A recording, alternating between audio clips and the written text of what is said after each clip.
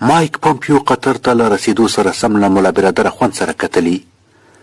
خبري رسنۍ وایي چې د امریکا د بهرنیو چارو وزیر مایک پمپیو نن د قطر پلازمینې دوحې ته رسیدلی ترڅو له طالب مشرانو او د کابل د مذاکراتي ټیم له غړو سره وګوري. ټولنیزو رسنیو کې د پمپیو او ملابرادر اخند د ملاقات انځور خپور شوی او سرچینې وایي چې دواړو لوریو پر بین الافغاني مذاکراتو او د دوحې د توافقنامې د عملي کېدو په هکله خبرې کړې دي. ویل کېږي چې خلرزاد او امریکایي جنرال هم په دغه سفر کې د پمپیو ملتیا کوي. په هممهاله توګه مایک پمپیو د کابل د مذاکراتي ټیم له غړو سره پر سوله او د جګړو پر کموالي خبرې کړې دي.